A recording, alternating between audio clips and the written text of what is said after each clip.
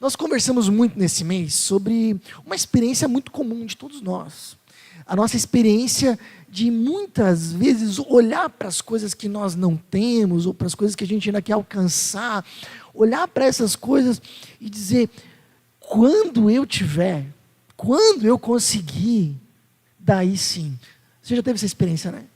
É uma experiência que a gente tem desde pequenos, né? A gente olha na escola, a gente olha para a faculdade, aquelas pessoas tão legais na faculdade, né? Eu lembro de pensar na faculdade, sempre pensava, cara, quando eu for para a faculdade eu vou poder estudar o que eu quero, né? Não tem mais educação física, né? Não tem mais as matérias que eu não gosto, química que era chata, não tem mais. A faculdade é tão legal, as pessoas da faculdade não usam uniforme. E aí eu pensava, quando estava na faculdade, aí sim a minha vida vai. Chega na faculdade, a gente olha para o mercado de trabalho e pensa, faculdade não é nada, legal é ter um emprego. Quando tiver emprego, daí sim. Já tiveram isso? Aí você começa seu emprego, você é estagiário, você faz só aquilo que os outros não querem fazer. Que ninguém começa muito bem no seu trabalho. Ninguém senta na janela no começo. Começa lascado. E aí você pensa, quando eu crescer aqui, aí sim. E você vai crescendo, mas sempre tem outro cargo, sempre tem outra coisa, sempre tem algo a mais que você quer. E essa experiência nunca acaba. Se a gente pensa na família, quando a gente era solteiro, a gente pensava, a hora que eu tiver uma namorada, daí sim, né? Aí a gente namora, a gente pensa, não, a hora que a gente casar, morar junto, dividir as coisas, daí sim. Gente, um dos meus maiores medos de adolescência, dou minha palavra para vocês, um dos meus maiores medos de adolescência era que Jesus voltasse antes de eu casar. Sabe, não, esperou até agora, espera um pouco mais.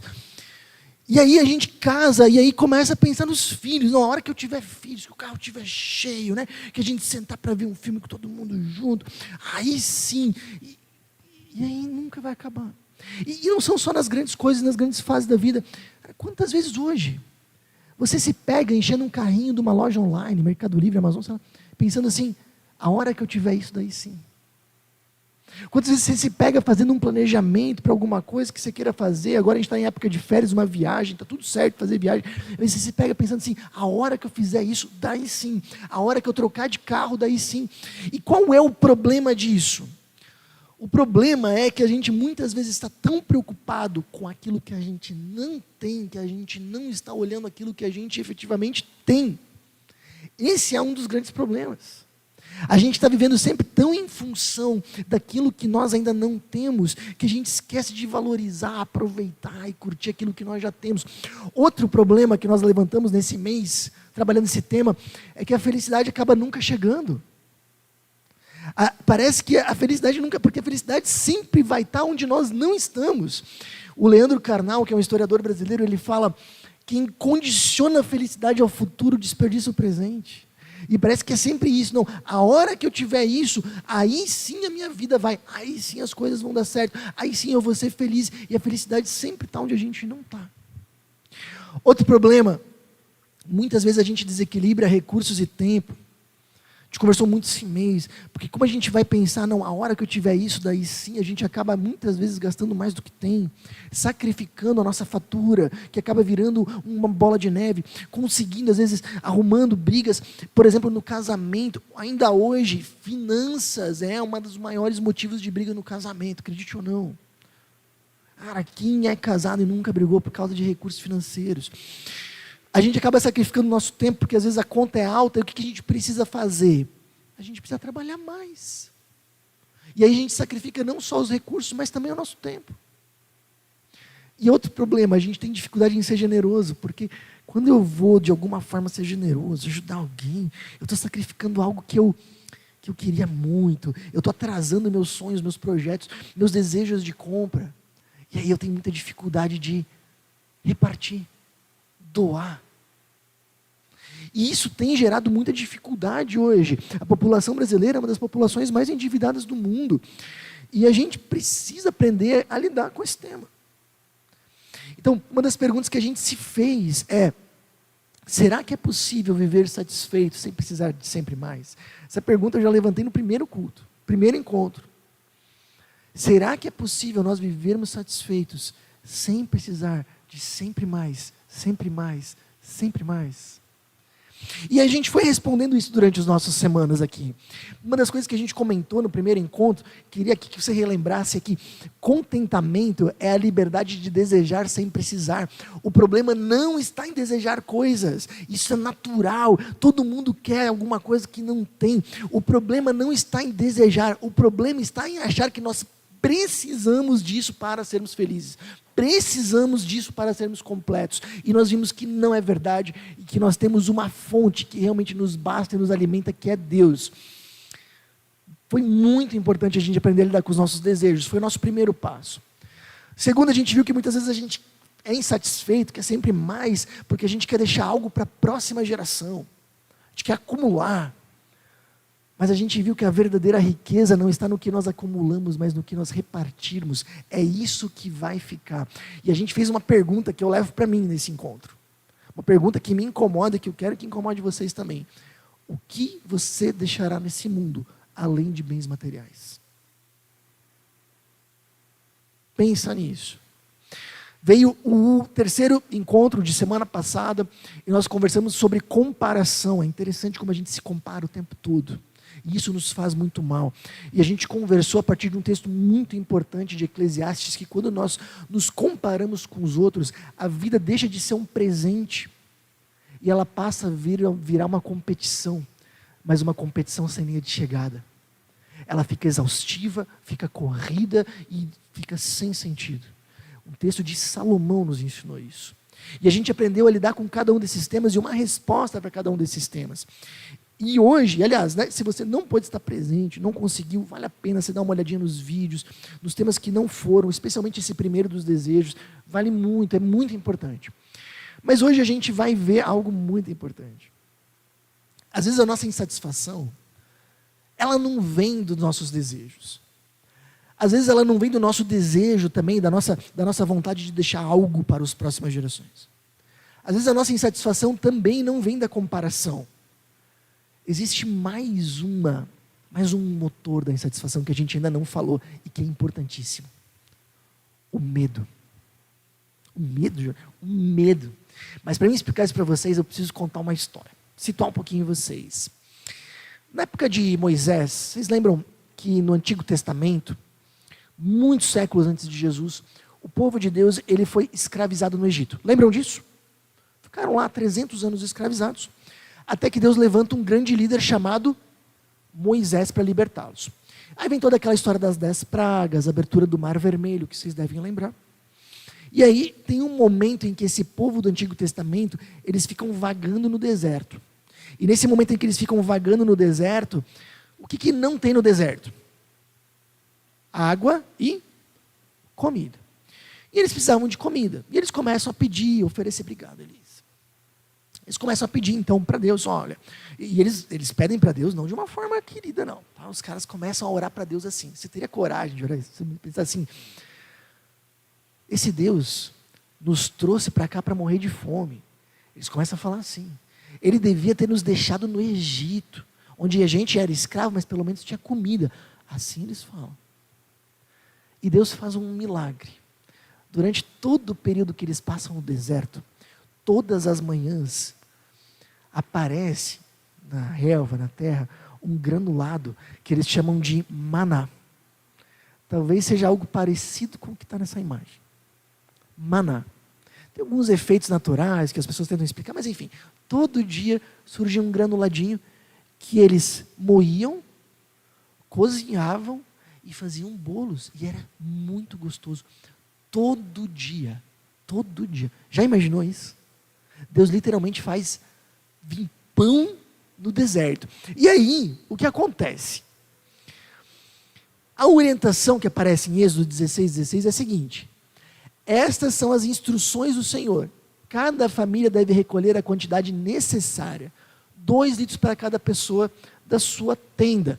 E cada família recolheu exatamente a quantidade necessária. Então ele está dizendo assim, ó, gente, tem. Mas é para vocês recolherem o suficiente para hoje. Combinado? Pode recolher, é comida para vocês, mas vocês precisam recolher a quantidade para hoje. Para amanhã não, só para hoje. E aí vem a pergunta, por quê? Por que Deus concede? Vamos só entrar nessa história. Por que Deus concedia apenas a quantidade daquele dia e não queria que eles pegassem para amanhã também? Por quê? Era para eles dependerem. Gente, o deserto foi um momento que Deus escolheu como escola. Era um momento em que Deus queria ensinar aquele povo a confiar. Percebe? Até hoje a gente usa deserto como uma metáfora. Talvez você já tenha ouvido alguém dizer assim: estou num período de deserto. O que isso quer dizer? Quer dizer que você está passando por um momento, aquela pessoa está passando por um momento difícil, onde Deus está trabalhando na sua vida. E aí, o plano de Deus não era apenas matar a fome daquelas pessoas, também, mas Ele queria algo a mais, que era muito mais importante ainda do que a própria comida. Deus queria ensinar confiança para eles. A ideia de Deus era a seguinte: pega para hoje. Aí o de amanhã, Deus, o de amanhã você tem que confiar que eu vou prover. Eu estou dizendo, eu estou prometendo para vocês, todo dia vai ter. Todo dia vai ter. Pega só o de hoje. Amanhã vai ter de novo. Eu vou cuidar de vocês. Essa era a ideia. Essa era o plano. Aí, como a gente sabe que a vida não é um morango, as coisas não são fáceis. Será que todo mundo seguiu a risca isso? Olha só, o texto segue, Êxodo 16, 19 e 20. Moisés lhes disse: não guardem coisa alguma para o dia seguinte. Já sabemos. Alguns deles, porém, não deram ouvidos e guardaram um pouco de alimento até a manhã seguinte. A essa altura, a comida estava cheia de vermes e cheirava muito mal. Moisés ficou furioso com eles. Aquilo que eles guardaram a mais estragou. E a ideia aqui é: por que essas pessoas guardaram? Deus não tinha dito que no outro dia também ia ter? Por que eles guardaram? Sabe por quê?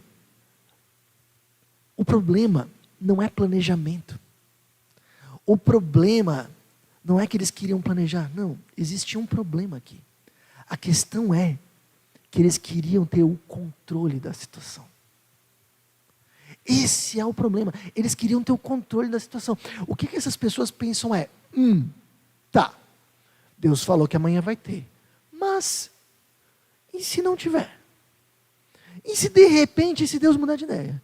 E se de repente ele esquecer? E se de repente por algum motivo amanhã não tiver e a gente passa fome? Eu quero garantir.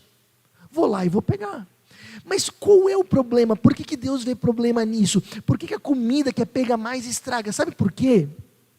Porque a nossa necessidade de controle é, na verdade, falta de confiança em Deus. Você consegue entender isso? Eu preciso garantir, eu preciso ter na minha mão. Mas por que você precisa ter na tua mão? Bom, porque eu não sei bem certo se esse Deus vai realmente fazer a parte dele. A nossa necessidade de controle, se a gente for ver bem a fundo, é falta de confiança em Deus. Tem uma história, eu não sei se ela é real ou não, mas é uma história que se conta, de que num orfanato, durante a Segunda Guerra, tinha um orfanato que era específico para crianças órfãs de guerra. E eles tinham uma dificuldade muito grande de que as crianças não dormiam de noite. Olha só, as crianças não dormiam de noite. E aí eles davam a janta para as crianças e botavam elas para dormir, mas elas não conseguiam dormir. E até que alguém teve uma ideia. Eles tiveram a seguinte ideia: quando a gente dá a janta, a gente já vai dar junto o café da manhã para as crianças guardarem. E aí elas dormiram. Porque elas sabiam que o dia amanhã estava garantido e estava no controle delas. Sabe? Então, assim, nós temos medo. Isso é absolutamente natural. Mas o problema é que o medo nos leva a uma necessidade de controle. E essa necessidade de controle é falta de confiança em Deus. Então, o problema não é que muitas vezes nós acumulamos porque simplesmente queremos mais, mas muitas vezes nós acumulamos porque temos medo de ficar sem. Então, muitas vezes a insatisfação, ela não nasce só do desejo, como a gente viu, ou da comparação. A insatisfação nasce do medo. E se não tiver para a semana que vem? E se isso? E se aquilo? Então a gente precisa se garantir, a gente precisa ter o controle na mão, a gente precisa ter um maná junto, e a gente precisa ter. E qual é o problema disso, George? Deixa eu explicar para vocês. Fiz um gráfico. Nós temos medo. É normal sentir medo. É normal. E aliás, o medo é ruim? Nem sempre. Você já viu pai de criança de 1 ano e meio? Cara, pai de criança de 1 ano e meio é estressado, você já viu? Porque criança de 1 ano e meio já sabe caminhar. E sabe caminhar bem. Mas tem uma coisa que eles não têm ainda. O que é? Medo. Eles não têm medo de nada. Então, pai de criança de 1 ano e meio está sempre ao redor. Se ficou 1 minuto sem ver seu filho, onde é que ele está? Já viu isso? Tem que estar sempre no radar, porque não tem medo. O medo nem sempre ele é ruim. O medo é natural. A gente vive num mundo que é perigoso, que tem um monte de coisa, a gente sente medo do que pode acontecer com a gente, do que pode acontecer com as pessoas que a gente ama, especialmente. Mas, naturalmente, o medo nos leva para a necessidade de controle. Eu preciso garantir. Eu preciso ter na mão o suficiente para hoje, para amanhã, para depois de amanhã, para depois. Eu preciso ter garantias. E aí o que a gente faz? Eu tento resolver o medo com os meus próprios meios. Eu vou acumulando. Eu vou tendo mais, e mais, e mais. Só que o problema é que a vida sempre dá um jeito de nos mostrar que nós não temos controle. Não é? É um diagnóstico que vem, é uma crise, é um problema familiar, é um dinheiro que falta. A vida sempre de novo nos mostra que a gente não tem controle. E às vezes o que a gente pensa é, então eu preciso de mais, porque daí sim eu vou estar garantido. E isso acaba virando uma bola de neve, o ciclo fecha, a gente volta para o medo, continua tendo necessidade de controle, acumula mais, continua insatisfeito, volta para o medo, e isso vira uma escravidão. E da onde Deus tinha acabado de libertar aquele povo? Da escravidão. E o que Deus não queria, e por isso que ele tem essa história do maná, Deus não queria que eles deixassem de ser escravos do faraó para se tornarem escravos deles mesmos. E é assim que muita gente está vivendo hoje.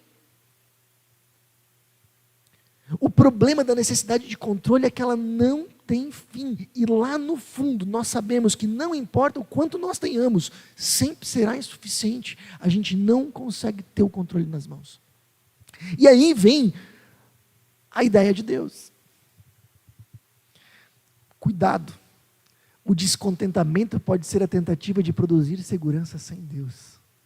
Guarda isso. O descontentamento pode ser a tentativa da gente produzir segurança sem Deus na nossa vida. E vai dar errado.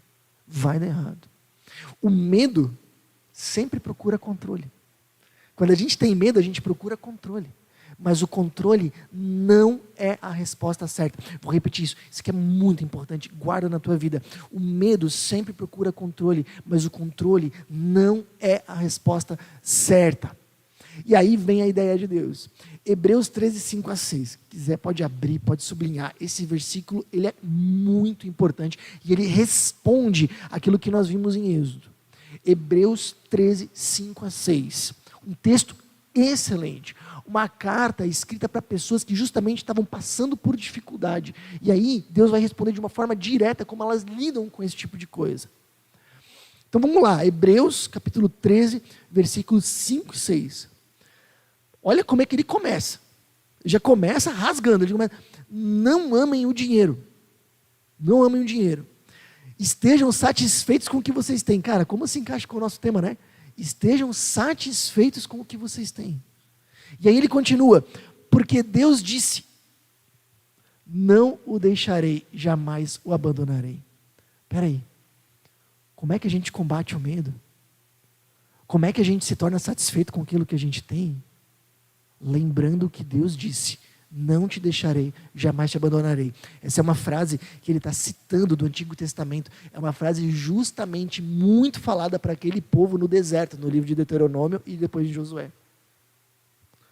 E ele continua, por isso podemos dizer com toda a confiança, que tem uma palavra importante, com toda a confiança. O Senhor é meu ajudador, portanto não temerei. O que me podem fazer os simples mortais? É uma citação de um salmo do Antigo Testamento. O que ele está basicamente dizendo é, a gente consegue se tornar satisfeito quando a gente aprende a confiar que Deus está junto. Então, a ideia da Bíblia é a seguinte, olha só, a gente parte do mesmo ponto, você tem medo, de novo, como eu comentei, é natural, vai acontecer em todos os momentos. Mas ao invés de você ir para o controle, que é uma confiança em si mesmo, você vai para a confiança em Deus, para a fé. Lembra que fé, a gente já falou que fé é confiança em Deus, é confiar em Deus. Você vai para a fé, para a confiança. E olha que lindo. Deixa eu fazer para vocês um parênteses. Se a gente fosse abrir o texto aqui, o versículo, não o deixarei, jamais o abandonarei, como ele aparece em Hebreus, em grego, e traduzisse literalmente, palavra por palavra, a tradução seria mais ou menos assim, ó, jamais, de maneira nenhuma, olha só Deus falando, jamais, ele repete, de maneira nenhuma eu vou te deixar. E aí ele continua, nem jamais, de maneira nenhuma eu vou te abandonar. É raro nos versículos bíblicos a gente ter uma negação dupla, não é normal da língua grega. Os autores usam quando eles querem enfatizar algo muito fortemente, e assim, não existem palavras nesse idioma que poderiam ser mais fortes. Ele está dizendo, gente, de maneira nenhuma, de forma alguma, não existe qualquer possibilidade, qualquer hipótese, qualquer situação que você consiga imaginar, que eu vou te deixar. É Deus dizendo, não tem essa chance. Eu vou estar junto. É muito forte, é muito importante, é muito precioso. E aí a gente percebe que logo depois disso a gente pode dar mais um passo. A fé, ela caminha junto com a prudência, com o planejamento, que não é o controle. A prudência, ela é diferente. Eu não tento controlar o futuro, eu reconheço que existem muitas coisas que não estão no meu controle e eu confio em Deus. Mas isso não vai fazer com que eu deixe de fazer a minha parte. A prudência é quando eu faço a parte que cabe a mim, mas eu não tento carregar a parte que cabe a Deus. Essa é a diferença. Então, eu confio em Deus, Ele vai estar junto, Ele disse, Ele nunca vai me abandonar, eu vou repetir isso para mim 1000 vezes, mas eu ainda vou fazer aquilo que me cabe, aquilo que está ao meu alcance. E aí, o que acontece? Nosso círculo vai dando uma caminhada. Eu descanso, eu tenho paz. Porque eu sei que o que eu podia fazer, eu fiz. E o que eu não posso, está nas mãos de Deus. Está com Ele. E Ele prometeu que nunca ia me deixar, que nunca ia me abandonar. Percebe que a promessa não é que tudo vai dar certo conforme o teu plano. É isso que a gente quer, né? Seria a nossa necessidade de controle falando. Mas Ele promete algo muito melhor. O Evangelho não elimina todas as incertezas da vida, mas ela oferece algo melhor que o controle, a presença de Cristo. Vocês sabem que, se quiseres, a gente teve já vários momentos que a gente viveu isso, né? A Susan e eu, assim, vários momentos. Mas teve um momento, eu acredito que eu já compartilhei com vocês, assim, mas é um momento que eu sempre lembro, assim, é um momento que para mim sempre fala muito alto. Nossa primeira gestação, a Laura que está aqui, não foi tão fácil, por culpa dela, né? Mas era o primeiro filho. Vocês sabem como a gente fica com o primeiro filho, né? A gente fica com mais medo, não fica? Do segundo até a gente curtiu bem mais, mas o primeiro filho parece que a gente fica com mais medo, assim, a gente fica um pouco mais tenso, começa a pensar um monte de coisa que às vezes pode não dar certo. Mas enfim, primeiro filho estava chegando. Só imagina. Era a primeira menina em 2 gerações da minha família. Né? Minha mãe não teve filhos, meu irmão não minha mãe não teve filhas, né? Meu irmão que é mais velho também não teve filhas, então era a primeira menina chegando assim. Cara, nossa expectativa estava lá em cima. A gente morava na época numa cidade pequena chamada Palmites, pertinho daqui. Palmites é uma cidade de 16 mil habitantes, tem hospital, mas tem uma coisa que não tem. Numa cidade pequena vai ter UTI neonatal. E a médica tinha falado para nós assim, ó, se a Laura nascer de 37, 38 semanas, beleza, nasce aqui em Palmites, está tudo certo. Mas se nascer antes, tem que ir de ambulância para Chapecó, porque ela pode precisar de UTI, aqui não tem. E a gente lá, torcendo e orando, porque tinha uma ameaça de parto prematuro, sabe? E a gente queria que ela nascesse em Palmitos. A gente não queria ter que passar por tudo isso, a gente tinha medo, porque hoje a gente conhece Chapecó, conhece os hospitais, conhece enfermeiros que trabalham nos hospitais. Naquela época era tudo desconhecido para nós.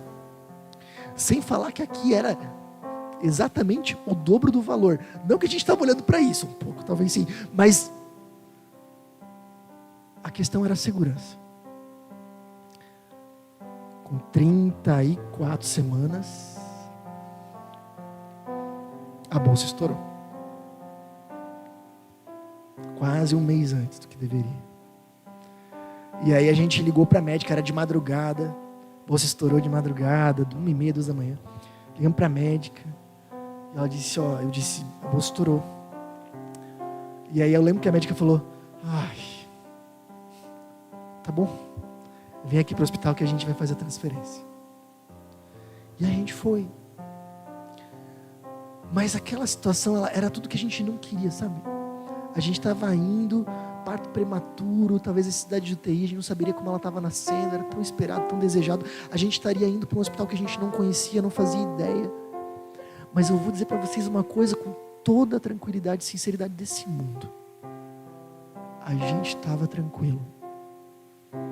Porque a gente tinha certeza que ia dar tudo certo? Não. Mas porque a gente sabia que o Senhor estava junto. De todo o coração. Eu lembro de colocar a mão em cima da mão da Suzy e disse, Deus está junto. Deus está junto. E a gente foi. Chegamos no hospital. O hospital aqui estava lotado. Eu pensei, que azar. Depois eu percebi que isso na verdade era meio que normal, né? O hospital está sempre meio lotado. Então, não tinha vaga. Ela disse, não dá. Daí ela ligou para Xanxerê. Lotado também.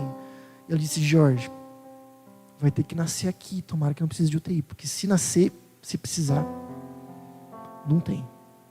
Já pensou isso, cara? Mas Deus está junto. Fui na sala de espera.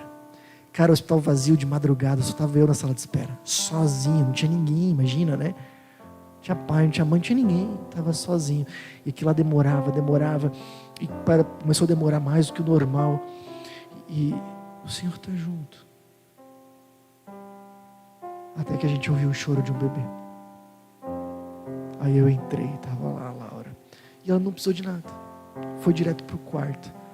Pequenininha, mas saudável. E agora está uma moça quase nosso tamanho aí. Deus está junto. E uma das coisas que assim eu lembro dessa época, dessa história, e me dá muita alegria. A médica, pessoa muito querida, ela disse, eu nunca vi pais nessa situação que estavam tão tranquilos. Qual que é a diferença? É uma certeza que se baseia numa promessa. Eu jamais te abandonarei. Eu jamais te deixarei. E não existe controle nosso nenhum no mundo que vai conseguir competir com isso. Então o que Deus está dizendo nesse texto e que a gente pode levar para a nossa vida é que o medo procura controle, mas a resposta não está ali. A fé, ela descansa na presença de Deus. Guarda isso para a tua vida. É isso que vocês também receberam nos bilhetinhos na entrada. O medo procura controle, é normal, natural. Mas lembra para você mesmo que a resposta não está ali. A fé descansa na presença de Deus. Descansa em saber que Deus está junto. Isso é o que traz paz. Bom, para finalizar, você pode se perguntar, como é que eu sei, Jorge, que Deus está junto? Como é que eu tenho certeza? Você sabia que essa palavra que ele usa ali, não deixarei, jamais o abandonarei, existe outro lugar em que a Bíblia fala essa palavra exatamente, é a mesma palavra em grego. Jesus, quando ele está na cruz, ele fala, Deus meu, por que me abandonaste? É a mesma palavra. Mas por que Jesus foi abandonado? Porque ele estava assumindo o nosso pecado. E Deus não pode ter convívio com o pecado. E o que isso significa? Isso significa que Jesus experimentou o abandono de Deus para que você nunca precise abandonar, nunca precise experimentar. Jesus experimentou o abandono de Deus para que você nunca precise experimentar. Você pode ter certeza que você pode ter certeza que Deus nunca vai te abandonar, porque Jesus já passou por isso no teu lugar para que você nunca passe. Esse é o Evangelho. Avalie sua vida. Você tem tentado controlar situações? Isso faz sentido? Isso vai te ajudar de alguma forma? Avalie, como você agiria se você estivesse completamente convicto da presença de Deus com você? Se você tivesse certeza, se você pudesse ver que Deus está junto, como é que você agiria? Porque o meu desafio para vocês nessa noite é: haja dessa forma. Haja como se você tivesse completamente convicto que Deus está junto, porque Ele está. Eu tenho 2 recados rápidos para você que tem acompanhado as nossas mensagens. Primeiro, eu queria muito te encorajar, se for possível, a você participar dos nossos encontros presenciais. É uma forma de nós podermos nos conhecer e de você poder aprender ainda mais com a gente. Segundo recado, se você deseja contribuir financeiramente com a nossa comunidade, todos os nossos dados bancários estão aparecendo agora na sua tela. Essa é uma forma importante de você nos ajudar a espalhar ainda mais a mensagem de Jesus para fazer a diferença no coração de ainda mais pessoas. Pense nisso. Até a próxima!